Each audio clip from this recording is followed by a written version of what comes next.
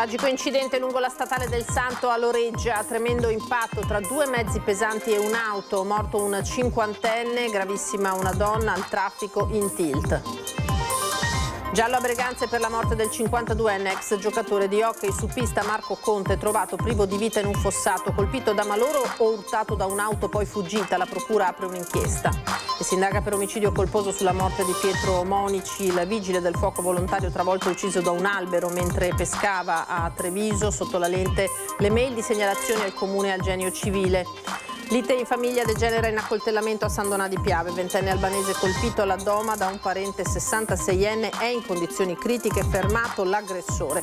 Seguiva ragazzine intorno ai 12 anni, mostrava loro le parti intime. A Vicenza un 24enne denunciato dalla polizia locale, a incastrarlo una delle vittime. Comprano online 150 grammi di marijuana usando criptovalute, a scoprire due minorenni, la Guardia di Finanza di Treviso che intercetta il pacco proveniente dalla Repubblica Ceca. Tour a nord-est per il presidente di Futuro e Libertà, Focus TG, il generale Vannacci parla anche di autonomia, il governo arranca sulla riforma ma è necessario che vada avanti. Il Veneto primo in Italia per tasso regionale di trapianti, i dati record presentati dal presidente Stefani e dall'assessore alla sanità Gerosa. Il 16 aprile il Donation Day con punti informativi. Dopo il successo delle due stagioni della fiction Una buona giornata, il duo Igor Barbazza, Davide Stefanato torna in prima serata su Antenna 3. Appuntamento da stasera, ogni venerdì alle 20:15, replica il sabato alle 20:50, la domenica alle 13:35. Buonasera, eccoci in diretta con l'edizione regionale dei nostri telegiornali e dunque tanta cronaca l'avete sentito dai titoli in questa edizione, a cominciare dall'incidente gravissimo avvenuto nel primo pomeriggio tra due camion. Siamo nel Padovano a Loreggia, statale 308, c'è un morto e una donna gravissima. Grave incidente nel pomeriggio lungo la strada statale 308 a Loreggia, al confine con Resana. Per cause ancora in corso di accertamento, intorno alle 14 si sono scontrati frontalmente un furgone adibito al trasporto alimentare della società agricola del Santo di Loreggia e un autocarro che trasportava materiale in alluminio. Nell'impatto è rimasta coinvolta anche un'auto. Ad avere la peggio è stato l'autista dell'autocarro, un cinquantenne di Due Ville. Rimasto incastrato nell'abitacolo, è stato estratto dalle lamiere dai vigili del fuoco di Castelfranco Veneto, ma il medico del 118 non ha potuto far altro che constatarne il decesso. Ferita la conducente del furgone per il trasporto alimentare, dopo essere stata stabilizzata sul posto, è stata trasportata al Cafoncello di Treviso. La donna alla guida dell'auto coinvolta è stata invece trasportata in ospedale in ambulanza. La strada è stata chiusa in entrambi i sensi di marcia tra Resana e Campo San Piero, con pesanti ripercussioni sul traffico. Sul posto la polizia locale per i rilievi e i carabinieri per la gestione della viabilità. Ed è un giallo da chiarire invece la morte del 52enne Marco Conte di Breganze. A trovarlo privo di vita questa mattina in un fossato, è stato trovato privo di vita in un fossato. La procura ha aperto un'inchiesta per cercare di capire se si tratti di un malore che l'ha fatto finire fuori strada oppure sia stato urtato da un'auto poi scappata. Per ora è un mistero, soltanto l'autopsia chiarirà la causa della morte di Marco Conte, 52 anni di Breganze. Il suo corpo è stato trovato nel fossato, accanto alla bicicletta, in una strada di campagna stretta. È questa la scena che si sono trovati davanti i primi soccorritori alle 6:30 in via Palugare, a Maragnole di Breganze. Marco Conte, conosciuto nel mondo sportivo dell'hockey a rotelle, era stato un giocatore del Breganze. Adesso lavorava in un'azienda che produce mazze da hockey. L'allarme è scattato quando uno studente che andava a scuola ha notato il corpo. Quando sono arrivati i sanitari del SUEM, per il 52enne non c'era nulla da fare. Da subito il caso si è presentato complicato. Due le ipotesi al vaglio dei carabinieri di Breganze. La prima, un malore improvviso mentre pedalava su una bici elettrica che lo avrebbe fatto cadere nel fossato colmo d'acqua. La seconda che sia stato investito da un'auto con il conducente che si è poi dato alla fuga senza prestare soccorso. Per questo motivo una squadra di medici legali ha lavorato fino a tarda mattinata per capire se Conte sia stato urtato o meno da un veicolo. Ma non solo. L'autopsia potrà chiarire se la morte sia avvenuta per un malore, per annegamento o a causa di un colpo subito nell'urto con l'eventuale auto pirata. Per questo i carabinieri sono cauti e stanno cercando testimoni o automobilisti che possano aver notato qualcosa nelle prime ore del mattino. Non si esclude neppure la presenza di telecamere private nelle abitazioni della zona che potrebbero aver ripreso il passaggio di veicoli sospetti. Il magistrato di turno ha aperto un fascicolo. La morte dell'ex hockeista ha suscitato cordoglio a Breganze e nel Tienese, perché la famiglia Conte è conosciuta. La vittima lascia la moglie e 3 figli. E a Vicenza c'è stato l'ennesimo incidente lungo le strade cittadine. In mattinata ad avere la peggio è stato un motociclista. 7:15 del mattino, Viale Trento, direzione centro città, è come sempre trafficato. Un veicolo industriale con braccio meccanico di una ditta che si occupa di giardinaggio deve svoltare a sinistra per una manovra di inversione. Il conducente riferisce di aver controllato più volte negli specchietti retrovisori. Dalla coda sbuca, appare a velocità sostenuta, come testimoniato anche da altri automobilisti in coda, una motocicletta condotta da un 38enne. La svolta del camion nel frattempo è già iniziata e l'impatto è inevitabile, in particolare sullo spigolo anteriore sinistro del vano motore. La moto scivola per diversi metri sulla corsia opposta, andando a sbattere violentemente contro il muro di cinta di un'abitazione. Il Centauro a sua volta viene sbalzato a terra. Soccorso dal SUEM, è stato portato in codice rosso al San Bortolo. Illesi invece il conducente del camioncino e la collega a bordo. Sul posto 2 pattuglie della polizia locale hanno effettuato i rilievi e raccolto le testimonianze. Entrambi i mezzi sono sotto sequestro. Lo stesso Viale Trento era stato teatro nel maggio di 2 anni fa di un altro mortale. Nello scontro frontale con un'auto perse la vita uno studente di 21 anni in sella alla sua moto. A Treviso adesso la tragedia di via Botteniga, omicidio colposo a carico di ignoti. È questa l'ipotesi di reato formulata dalla procura per la morte di Pietro Monici, il 38enne travolto e ucciso da un albero che si è spezzato mentre stava pescando con un amico. È il giorno del dolore ma anche della rabbia. In via Botteniga, un via vai silenzioso di familiari e amici, ma anche semplici cittadini che hanno voluto portare un mazzo di fiori. Non è giusto venire a pesca e morire sotto un albero, cioè è agghiacciante, è terrificante. Il pioppo spezzato è lì a testimoniare una tragedia difficile da accettare. Pietro Monici, 38 anni, originario di Milano ma residente a Treviso, abitava con la nonna nel cuore della città. La procura ha aperto un fascicolo per omicidio colposo a carico di ignoti. Sul corpo della vittima è stato disposto l'esame autoptico che dovrà chiarire le cause esatte del decesso. Saranno disposte verifiche documentali e testimoniali per accertare eventuali responsabilità in merito alla manutenzione della pianta. L'albero che ha travolto la vittima e che si trova in un'area di pertinenza del Genio Civile era marcio, ma soprattutto era stato segnalato più volte dai cittadini. Era già stato segnalato da tempo l'albero, perché appunto non sicuro. Ma da anni è stato segnalato quest'albero qui. Bisognava aspettare il morto per intervenire e fare qualcosa? È un albero attenzionato e segnalato più volte e nessuno ha fatto nulla. Segnalato più e più volte direttamente al sindaco, direttamente ai responsabili del verde pubblico, a Contarina, Verde Contarina, di averlo fatto in tutti i modi possibili, corredando le segnalazioni con immagini. Il comune, a cui erano arrivate le segnalazioni dei residenti, le aveva a sua volta inoltrate al Genio Civile. Abbiamo trovato la mail in entrata, stiamo cercando la mail in uscita perché ha cambiato il sistema informatico e quindi ci vuole un po' di più tempo, però insomma è stato fatto. Siamo a disposizione della procura, dice il sindaco. Tutto ciò che ci verrà chiesto siamo a disposizione per fornirlo, con la consapevolezza che noi cerchiamo sempre di fare il massimo da un punto di vista della manutenzione e della messa in sicurezza del territorio. Il caso di ieri è davvero particolare perché È una posizione particolare, un punto molto stretto su un luogo nemmeno tanto frequentato. Verrà ascoltato anche l'amico della vittima che stava pescando con lui e che ha assistito al crollo della pianta, chiamando disperatamente i soccorsi. Pietro è stato travolto dall'albero che non gli ha lasciato scampo. Sì, abbiamo sentito un botto tremendo, ballava il pavimento, cioè ha proprio fatto la scossa e l'albero, insomma, è stato sfortunato, povero ragazzo. Anna abbassa lo sguardo, negli occhi ancora le immagini terribili di una tragedia che forse poteva essere evitata.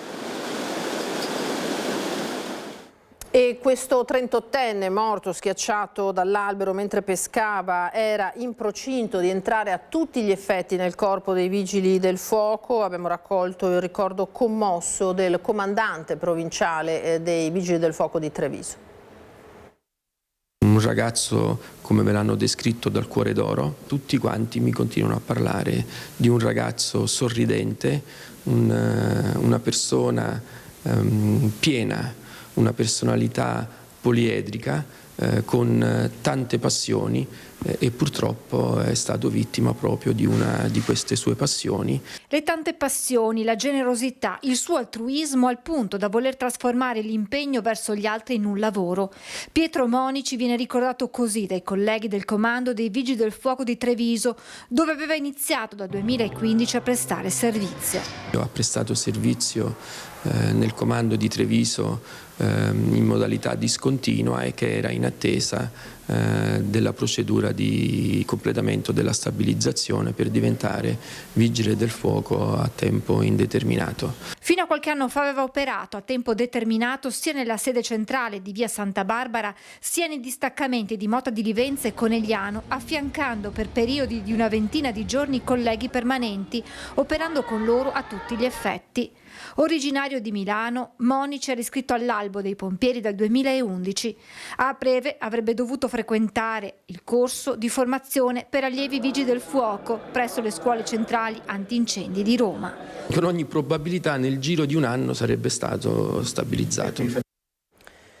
Andiamo a un altro grave fatto di cronaca di queste ore. Rissa tra connazionali di origini albanesi finisce con un accoltellamento in strada. Gravissimo, un ventenne. Il fatto ieri sera verso le 20 a San Donà di Piave. È in fin di vita il ventenne accoltellato all'addome in strada da un 66enne a Mussetta di San Donà di Piave, qui lungo via 90, all'altezza del civico 79. L'accoltellato aveva accompagnato un amico arrivato con lui da fuori regione a trovare la sorella trentenne per calmare il clima di tensione creatosi tra lei e il marito di 40 anni. Durante la visita è scoppiata una lite familiare, degenerata con l'arrivo di una quinta persona, pare il suocero 66enne della ragazza, tutti connazionali di origine albanese. Dalle parole anche pesanti si è passati alla rissa anche all'esterno dell'abitazione. In questo contesto il 66enne ha impugnato un coltello da cucina e ha colpito il ragazzo all'addome. Il ragazzo sanguinante, dalla ricostruzione che siamo riusciti ad avere, si sarebbe poi avvicinato alla costruzione che vedete alle mie spalle, dove c'è una pizzeria al taglio. Lì sarebbe stato soccorso, sono stati chiamati i carabinieri che sono intervenuti immediatamente sul posto e grazie alle indicazioni raccolte hanno anche arrestato immediatamente il responsabile, evitando così che il fatto potesse anche essere ancora ulteriormente aggravato. Il ventenne, soccorso dal SUEM 118, è trasportato d'urgenza in ospedale in condizioni gravissime. Il 66enne fermato, come detto, dai carabinieri di San Donà di Piave con l'accusa di tentato omicidio. Indagini in corso.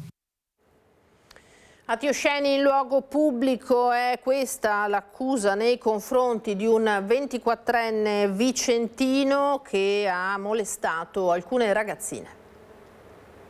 Seguiva le sue vittime, ragazzine intorno ai 12 anni, guidando la sua utilitaria di colore rosso in zona Riviera Berica. Ne attirava l'attenzione dall'interno dell'abitacolo e una volta che queste si erano avvicinate mostrava loro le sue parti intime.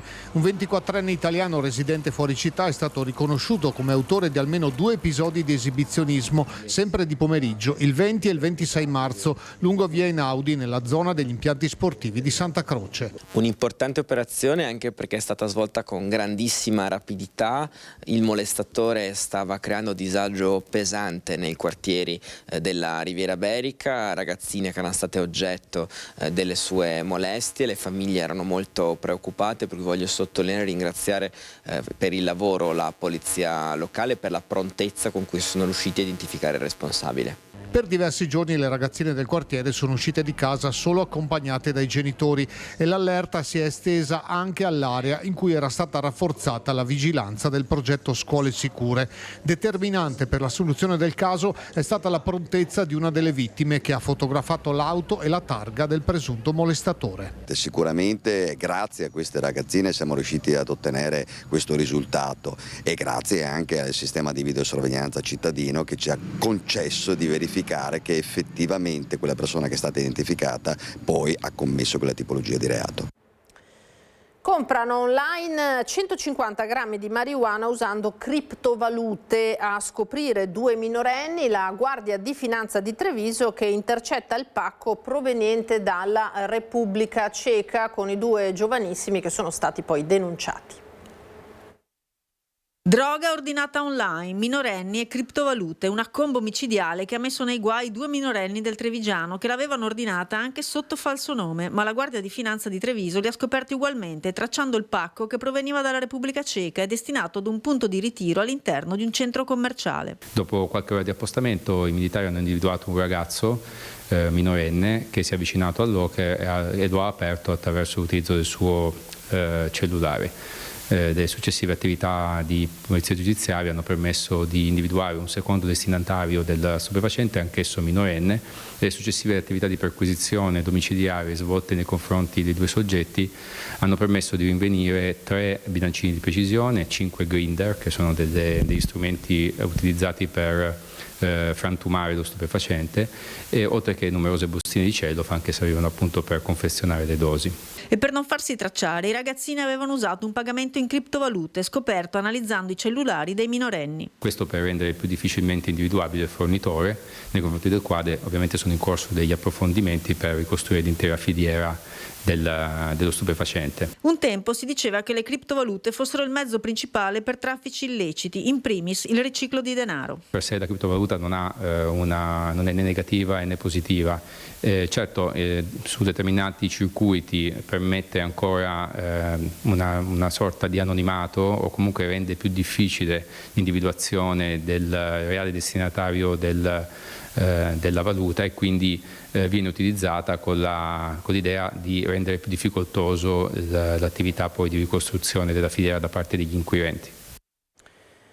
In centinaia hanno voluto salutare Pietro Calogero, il magistrato protagonista delle inchieste sugli anni di piombo che si è spento lo scorso 6 aprile all'ospedale di Padova. Una cerimonia composta nella chiesa di San Fidenzio a Sarmeola di Rubano per una delle figure principali della lotta all'eversione degli anni 70 e 80. Molti gli esponenti del mondo politico padovano e veneto, tra loro l'ex sindaco di Padova Flavio Zanonato, Giampaolo Avruscio, segretario di Forza Italia, la sindaca di Rubano Chiara Buson, oltre ai figli delle prime vittime delle Brigate Rosse. Nell'omelia Don Carlo Cavallina ha ricordato come il magistrato Calogero si sia sempre battuto per la giustizia e per smuovere le coscienze. Da 174 anni la polizia è al servizio dei cittadini. Oggi l'anniversario è stato festeggiato nei capoluoghi naturalmente anche del Veneto, a Padova, in un quartiere della città e non al chiuso in una sala o in un teatro. Esserci sempre è il motto della polizia in occasione della festa per i 174 anni dalla fondazione, e a Padova la scelta è stata quella di evitare luoghi istituzionali e festeggiare in Piazzale Cuoco, il cuore del quartiere Guizza, in mezzo alla gente. Lì, a 2 passi, in via Pindemonte, i NOx, corpo speciale della polizia, liberarono nel 1982 il generale statunitense Dozier, tenuto prigioniero in un appartamento dalle Brigate Rosse. Il nostro motto è esserci sempre, e quindi abbiamo deciso di venire qui alla Guizza, a Piazzale Cuoco, per testimoniare la nostra presenza, il nostro motto, e per dimostrare ulteriormente il nostro spirito di servizio a favore delle comunità del territorio. Una provincia impegnativa per la polizia, quella di Padova, la prima del Triveneto per numero di residenti, oltre 900.000, e quella più densamente popolata, a cui vanno aggiunti 80.000 studenti e 41.000 stranieri, oltre ai turisti 2 milioni nel 2025. Questi numeri hanno portato a 64.000 chiamate al 113 l'anno scorso. Noi dobbiamo sapere ascoltare il territorio, e le chiamate al 113, oltre 62.000, sono la voce del territorio. Quindi per noi è anche un dato positivo in termini di customer satisfaction, cioè la gente che si affida a noi, cioè il nostro agire trova legittimazione quando riceviamo la fiducia da parte dei cittadini. Quanto alla droga, i sequestri parlano di una cifra 5 volte superiore, 212 kg nel 2025. Molta attenzione meritano i giovani, l'età in cui iniziano ad assumere droghe è scesa addirittura a 11 anni, ma serve responsabilizzare, far capire la gravità dei reati piuttosto che punire. E oltre, ripeto, a ragazzini di 11 anni che cominciano il loro primo approccio con le droghe, poi c'è un discorso per quanto riguarda lo spaccio al dettaglio, dove la soglia anche quasi abbassata, vengono individuati addirittura a volte dei minorenni infra 14 anni assolutamente inimputabili se sono stranieri, non collocabili in un CPR per l'appunto, quindi un affinamento anche in strada, dove, attenzione, però i minori non sono sfruttati, ma anche qua sono consapevoli, perché in più occasioni abbiamo arrestato dei pusher di 15-16 anni con ancora 20 dosi di cocaina da spacciare e 3.000 euro in contanti in tasca. Ci sono poi 37.000 passaporti e 107.000 permessi di soggiorno rilasciati, e ancora le truffe agli anziani e la violenza contro le donne, che rientrano nella cultura del rispetto per il prossimo. La politica adesso, con l'intervista in diretta a Focus TG del direttore di Media Nord-Est Luigi Bacciali a Roberto Vannacci nel Nord-Est per promuovere il suo partito Futuro Nazionale. Sicurezza, crisi energetica ma anche autonomia nel programma del movimento che, dice Vannacci, conta già 23.000 iscritti. È passato tanto tempo e questo è un risultato che noi dobbiamo portare avanti. È una questione che è cara ai veneti, come è cara a tante altre popolazioni, ed è giusto che venga portata avanti. Autonomia, la riforma deve procedere, nessuno più di chi vive il territorio può saper intercettare i bisogni dei cittadini. Ospite in diretta a Focus TG del direttore di Media Nord-Est Luigi Bacciali, il presidente di Futuro Nazionale Roberto Vannacci, nel Nord-Est per far attecchire il suo nuovo movimento, diventa paladino delle istanze autonomiste sancite dal referendum del 2017. E oggi questa autonomia arranca ancora e probabilmente si sarebbe potuto anche arrivarci tramite delle procedure come la creazione anche di una holding, come è stata già proposta in Consiglio regionale, che potesse radunare tutte le partecipate venete, perché sappiamo che piccole realtà sono sicuramente più aggredibili dall'esterno rispetto a chi invece può rappresentare una massa critica. Purtroppo c'è stata una gestione probabilmente non molto oculata di questa questione, di questo fatto, di questa realtà, e noi dobbiamo andare avanti. Più poteri in un contesto che li sta perdendo. L'Europa per l'eurodeputato Vannacci non conta nulla. Dall'Ucraina al Golfo Persico è irrilevante, dice, a livello diplomatico ed economico. Non sono un pacifista, continua, ma la guerra ci danneggia e occorre farla finire presto, così come la crisi energetica. Possiamo riaprire i rubinetti del petrolio con la Russia?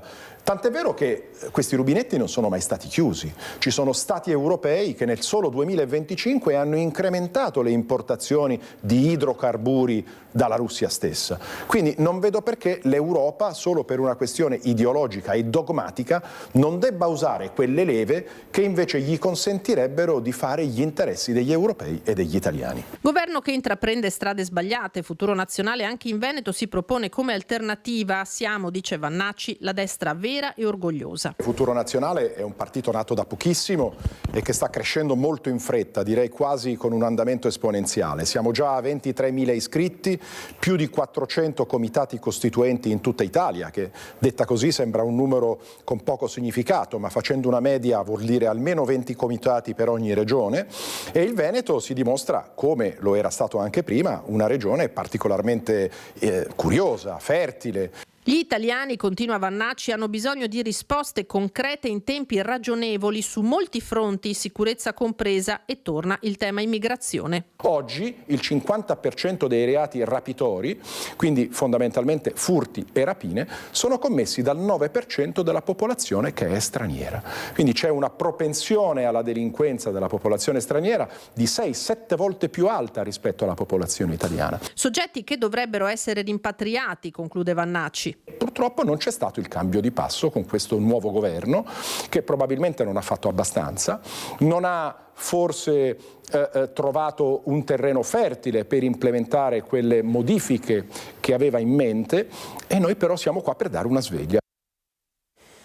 Ultima pagina, donare è un gesto d'amore, per questo la Regione ha organizzato per il prossimo 16 di aprile il Donation Day per informare i cittadini e rispondere ai loro dubbi sulla donazione degli organi. La situazione nel Veneto sui trapianti è una situazione buona, ottima direi, per quanto riguarda il 2025. Noi siamo arrivati a 790 trapianti, un record rispetto all'anno precedente, abbiamo avuto un più 11% e questo dà ragione di quella che è un'attività molto attiva da parte dei centri trapianti che si occupano nelle diverse realtà per quanto riguarda la Regione Veneto di attività di trapianti. Diffondere la cultura del dono dunque è fondamentale, per questo la Regione Veneto ha organizzato nelle strutture ospedaliere del territorio il D-Day, il Donation Day, in occasione del 16 aprile.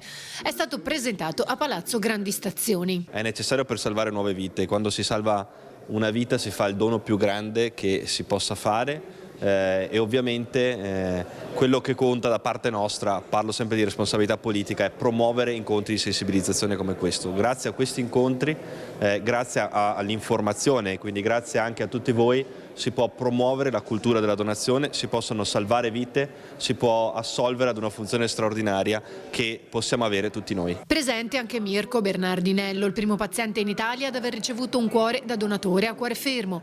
Ha raccontato la sua storia, ha presentato il libro, i cui proventi di vendita saranno devoluti in beneficenza alle organizzazioni di volontariato del settore. Il problema più grande che io ho avuto è stato quello di dire che proprio arrivato il punto non ce la facevo più ormai. E mi ero lasciato andare, ho detto ormai non ce la faccio più, il prof mi ha detto Mirko non mollare, tieni duro, e dopo 2 anni e 8 mesi ho avuto l'opportunità di firmare questo primo consenso e l'ho portato avanti fino alla fine. Mirko Bernardinello è stato il primo italiano sottoposto a un trapianto di cuore da donatore a cuore fermo, cosa che gli americani pensavano che fosse impossibile con la tempistica che era prevista in Italia. Oggi sappiamo che più di 100 trapianti sono stati eseguiti di cuore, trapianti di cuore da donatore a cuore fermo, e quindi Mirko ha avuto un coraggio aprendo una strada nuova e incrementando di un 30% quindi le possibilità di ricevere un cuore ai pazienti che lo aspettano. Prima di salutarvi vi ricordo che dopo il successo delle 2 stagioni della fiction Una buona giornata, il duo Igor Barbazza, Davide Stefanato torna in prima serata questa sera su Antenna 3 per regalarvi sketch tra divertimento e ironia con Igor e Davide Show. L'appuntamento da stasera è dunque ogni venerdì alle 20:15 e in replica il sabato alle 20:50 e poi la domenica alle 13:35. È tutto per questa edizione, grazie per averci seguito. Tra poco le previsioni del tempo, a seguire come sempre l'edizione di Venezia. Una buona serata, arrivederci.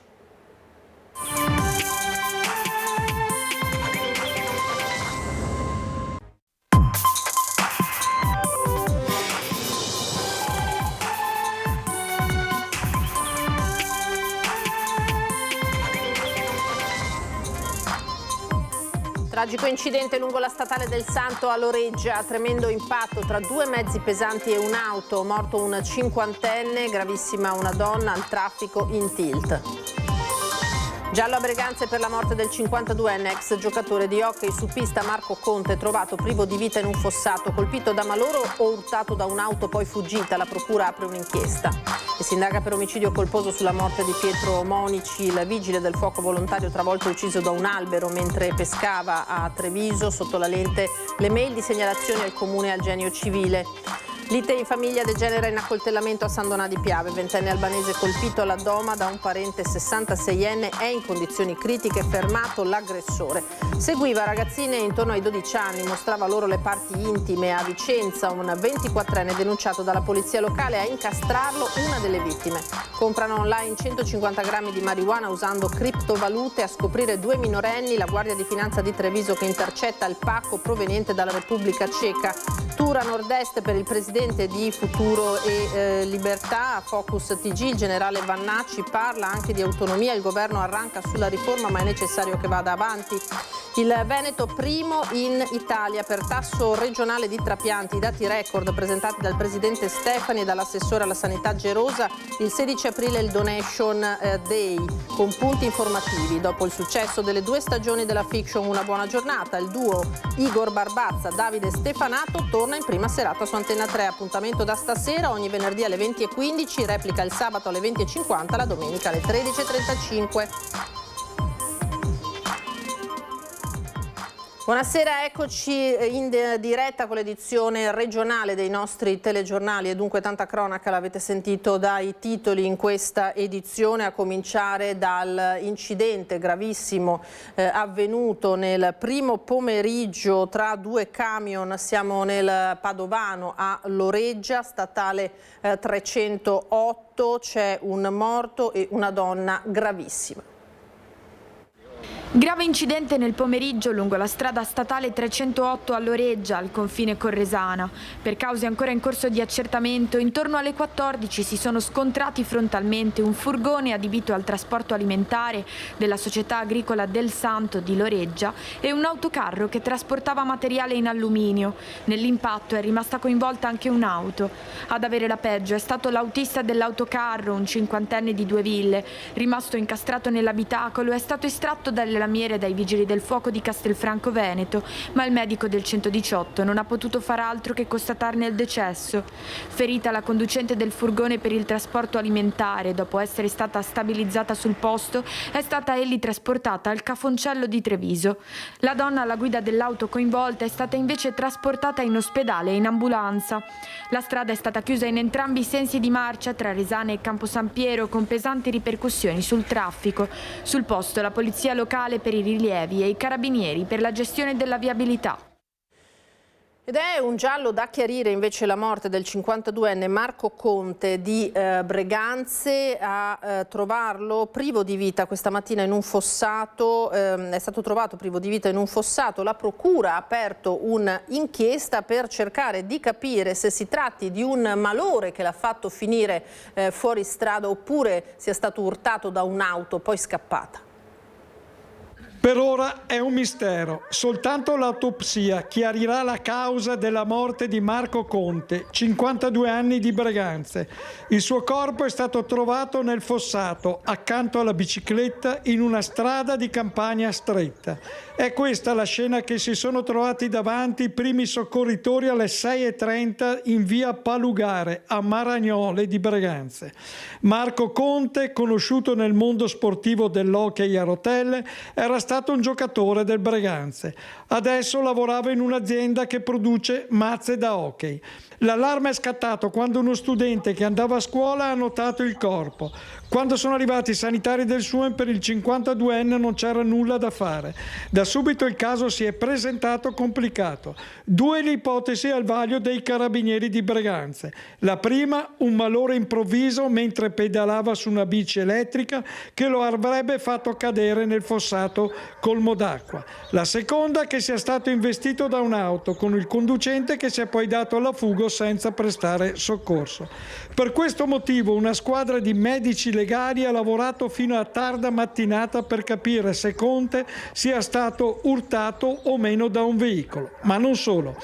L'autopsia potrà chiarire se la morte sia avvenuta per un malore, per annegamento o a causa di un colpo subito nell'urto con l'eventuale auto pirata. Per questo i carabinieri sono cauti e stanno cercando testimoni o automobilisti che possano aver notato qualcosa nelle prime ore del mattino. Non si esclude neppure la presenza di telecamere private nelle abitazioni della zona che potrebbero aver ripreso il passaggio di veicoli sospetti. Il magistrato di turno ha aperto un fascicolo. La morte dell'ex hockeista ha suscitato cordoglio a Breganze e nel Tienese, perché la famiglia Conte è conosciuta. La vittima lascia la moglie e 3 figli. E a Vicenza c'è stato l'ennesimo incidente lungo le strade cittadine. In mattinata ad avere la peggio è stato un motociclista.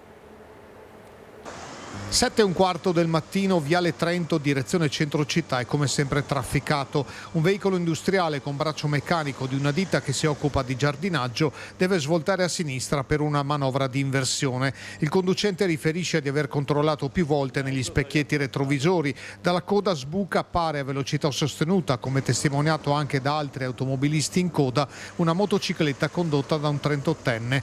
La svolta del camion nel frattempo è già iniziata e l'impatto è inevitabile, in particolare sullo spigolo anteriore sinistro del vano motore.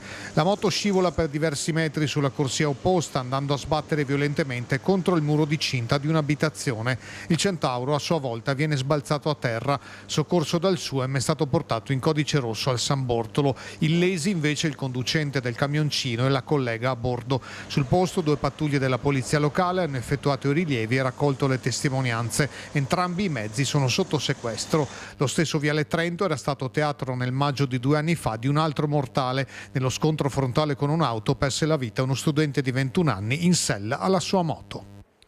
A Treviso adesso la tragedia di via Botteniga, omicidio colposo a carico di ignoti. È questa l'ipotesi di reato formulata dalla procura per la morte di Pietro Monici, il 38enne travolto e ucciso da un albero che si è spezzato mentre stava pescando con un amico. È il giorno del dolore ma anche della rabbia. In via Botteniga, un via vai silenzioso di familiari e amici, ma anche semplici cittadini che hanno voluto portare un mazzo di fiori. Non è giusto venire a pesca e morire sotto un albero, cioè è agghiacciante, è terrificante. Il pioppo spezzato è lì a testimoniare una tragedia difficile da accettare. Pietro Monici, 38 anni, originario di Milano ma residente a Treviso, abitava con la nonna nel cuore della città. La procura ha aperto un fascicolo per omicidio colposo a carico di ignoti. Sul corpo della vittima è stato disposto l'esame autoptico che dovrà chiarire le cause esatte del decesso. Saranno disposte verifiche documentali e testimoniali per accertare eventuali responsabilità in merito alla manutenzione della pianta. L'albero che ha travolto la vittima e che si trova in un'area di pertinenza del Genio Civile era marcio, ma soprattutto era stato segnalato più volte dai cittadini. Era già stato segnalato da tempo l'albero, perché appunto non sicuro, ma da anni è stato segnalato quest'albero qui. Bisognava aspettare il morto per intervenire e fare qualcosa? È un albero attenzionato, segnalato più volte e nessuno ha fatto nulla. Segnalato più e più volte direttamente al sindaco, direttamente ai responsabili del verde pubblico, a Contarina, Verde Contarina, di averlo fatto in tutti i modi possibili, corredando le segnalazioni con immagini. Il comune, a cui erano arrivate le segnalazioni dei residenti, le aveva a sua volta inoltrate al Genio Civile. Abbiamo trovato la mail in entrata, stiamo cercando la mail in uscita perché ha cambiato il sistema informatico e quindi ci vuole un po' di più tempo, però insomma è stato fatto. Siamo a disposizione della procura, dice il sindaco. Tutto ciò che ci verrà chiesto siamo a disposizione per fornirlo, con la consapevolezza che noi cerchiamo sempre di fare il massimo da un punto di vista della manutenzione e della messa in sicurezza del territorio. Il caso di ieri è davvero particolare perché è una posizione particolare, un punto molto stretto su un luogo nemmeno tanto frequentato. Verrà ascoltato anche l'amico della vittima che stava pescando con lui e che ha assistito al crollo della pianta, chiamando disperatamente i soccorsi. Pietro è stato travolto dall'albero che non gli ha lasciato scampo. Sì, abbiamo sentito un botto tremendo, ballava il pavimento, cioè ha proprio fatto la scossa e l'albero insomma È stato sfortunato, povero ragazzo. Anna abbassa lo sguardo, negli occhi ancora le immagini terribili di una tragedia che forse poteva essere evitata.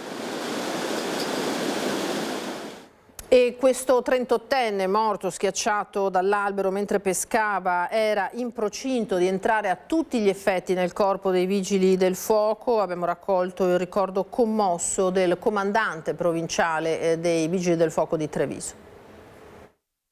Un ragazzo, come me l'hanno descritto, dal cuore d'oro. Tutti quanti mi continuano a parlare di un ragazzo sorridente, una persona piena, una personalità poliedrica con tante passioni e purtroppo è stato vittima proprio di una di queste sue passioni. Le tante passioni, la generosità, il suo altruismo al punto da voler trasformare l'impegno verso gli altri in un lavoro.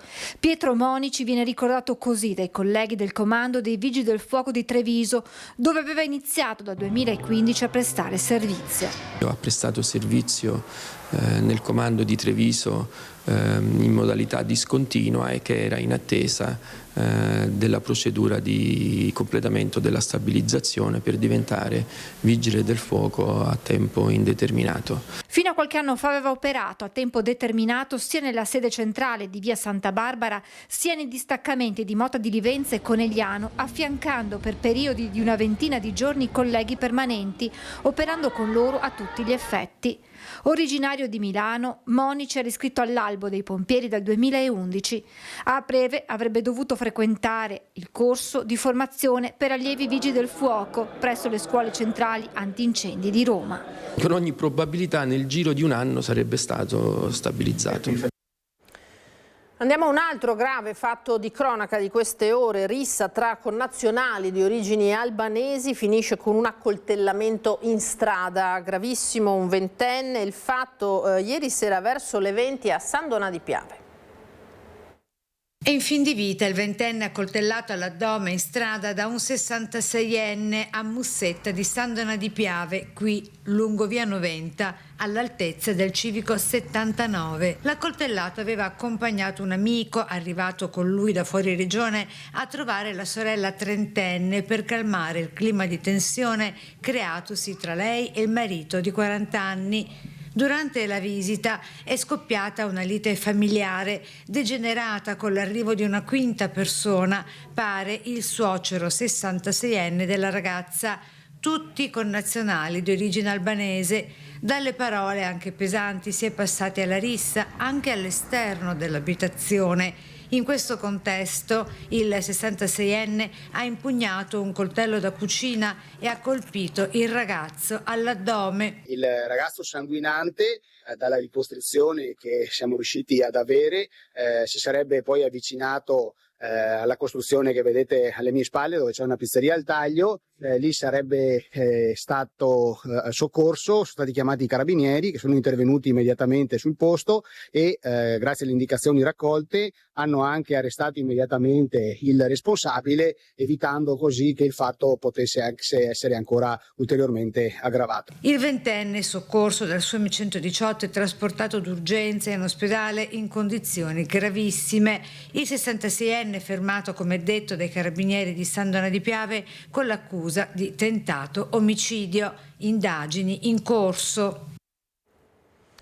Atti osceni in luogo pubblico, è questa l'accusa nei confronti di un 24enne vicentino che ha molestato alcune ragazzine. Seguiva le sue vittime ragazzine intorno ai 12 anni guidando la sua utilitaria di colore rosso in zona Riviera Berica. Ne attirava l'attenzione dall'interno dell'abitacolo e una volta che queste si erano avvicinate mostrava loro le sue parti intime. Un 24enne italiano residente fuori città è stato riconosciuto come autore di almeno 2 episodi di esibizionismo, sempre di pomeriggio, il 20 e il 26 marzo, lungo via Einaudi nella zona degli impianti sportivi di Santa Croce. Un'importante operazione anche perché è stata svolta con grandissima rapidità. Il molestatore stava creando disagio pesante nei quartieri della Riviera Berica, ragazzine che erano state oggetto delle sue molestie. Le famiglie erano molto preoccupate, per cui voglio sottolineare e ringraziare per il lavoro la polizia locale, per la prontezza con cui sono riusciti a identificare il responsabile. Per diversi giorni le ragazzine del quartiere sono uscite di casa solo accompagnate dai genitori e l'allerta si è estesa anche all'area in cui era stata rafforzata la vigilanza del progetto Scuole Sicure.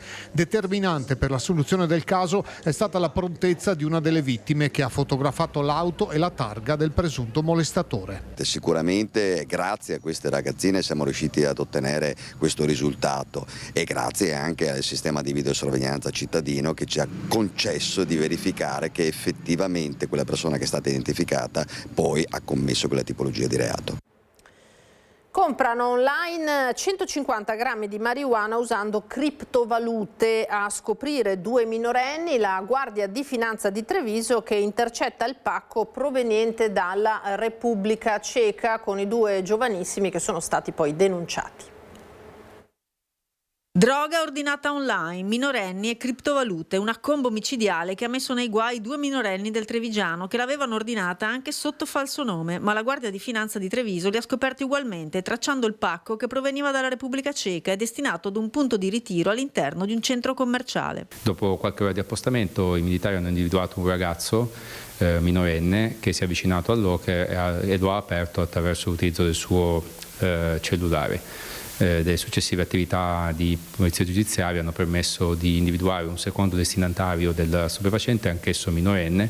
Le successive attività di perquisizione domiciliare svolte nei confronti dei 2 soggetti hanno permesso di rinvenire 3 bilancini di precisione, 5 grinder, che sono degli strumenti utilizzati per frantumare lo stupefacente, e oltre che numerose bustine di cellophane che servivano appunto per confezionare le dosi.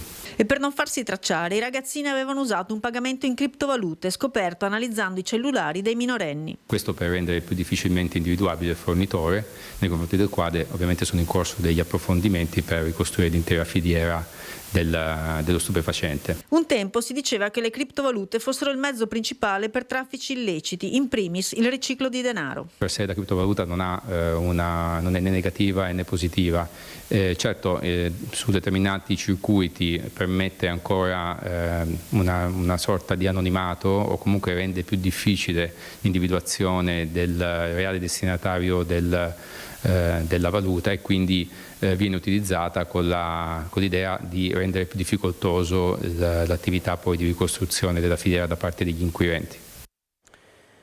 In centinaia hanno voluto salutare Pietro Calogero, il magistrato protagonista delle inchieste sugli anni di piombo che si è spento lo scorso 6 aprile all'ospedale di Padova. Una cerimonia composta nella chiesa di San Fidenzio a Sarmeola di Rubano per una delle figure principali della lotta all'eversione degli anni 70 e 80. Molti gli esponenti del mondo politico padovano e veneto, tra loro l'ex sindaco di Padova Flavio Zanonato, Giampaolo Avruscio, segretario di Forza Italia, la sindaca di Rubano Chiara Buson, oltre ai figli delle prime vittime delle Brigate Rosse. Nell'omelia Don Carlo Cavallina ha ricordato come il magistrato Calogero si sia sempre battuto per la giustizia e per smuovere le coscienze. Da 174 anni la polizia è al servizio dei cittadini. Oggi l'anniversario è stato festeggiato nei capoluoghi naturalmente anche del Veneto, a Padova, in un quartiere della città e non al chiuso in una sala o in un teatro.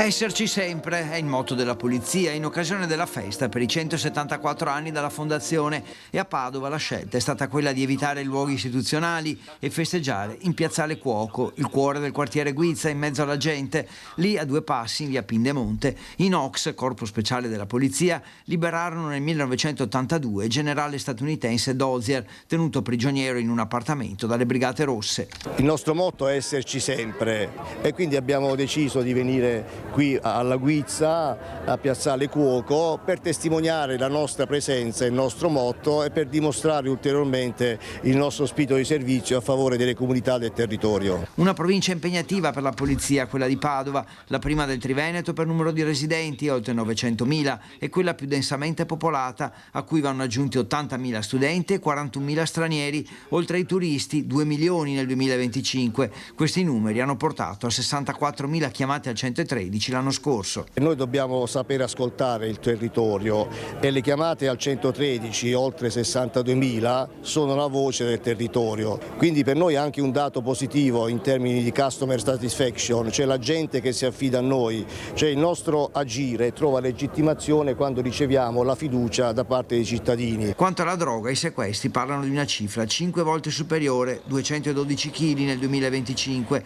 Molta attenzione meritano i giovani, l'età in cui iniziano ad assumere droga è scesa addirittura a 11 anni, ma serve responsabilizzare, far capire la gravità dei reati piuttosto che punire. E oltre, ripeto, a ragazzini di 11 anni che cominciano il loro primo approccio con le droghe, poi c'è un discorso per quanto riguarda lo spaccio al dettaglio, dove la soglia anche qua si è abbassata, vengono individuati addirittura a volte dei minorenni infra 14 anni assolutamente inimputabili se sono stranieri, non collocabili in un CPR per l'appunto, quindi un affinamento anche in strada dove, attenzione, però i minori non sono sfruttati, ma anche qua sono consapevoli, perché in più occasioni abbiamo arrestato dei pusher di 15-16 anni con ancora 20 dosi di cocaina da spacciare e 3.000 euro in contanti in tasca. Ci sono poi 37.000 passaporti e 107.000 permessi di soggiorno rilasciati e ancora le truffe agli anziani e la violenza contro le donne, che rientrano nella cultura del rispetto per il prossimo.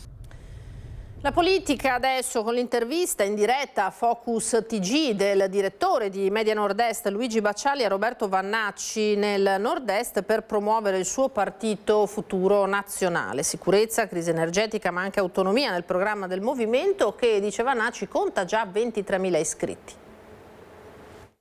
È passato tanto tempo e questo è un risultato che noi dobbiamo portare avanti. È una questione che è cara ai veneti come è cara a tante altre popolazioni ed è giusto che venga portata avanti. Autonomia, la riforma deve procedere, nessuno più di chi vive il territorio può saper intercettare i bisogni dei cittadini. Ospite in diretta a Focus TG del direttore di Media Nord-Est Luigi Bacciali, il presidente di Futuro Nazionale Roberto Vannacci nel Nord-Est per far attecchire il suo nuovo movimento diventa paladino delle istanze autonomiste sancite dal referendum del 2017. Oggi questa autonomia arranca ancora e probabilmente si sarebbe potuto anche arrivarci tramite delle procedure come la creazione anche di una holding, come è stata già proposta in Consiglio regionale, che potesse radunare tutte le partecipate venete, perché sappiamo che piccole realtà sono sicuramente più aggredibili dall'esterno rispetto a chi invece può rappresentare una massa critica.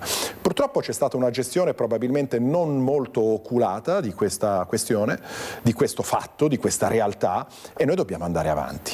Più poteri in un contesto che li sta perdendo, l'Europa per l'eurodeputato Vannacci non conta nulla. Dall'Ucraina al Golfo Persico è irrilevante, dice, a livello diplomatico ed economico.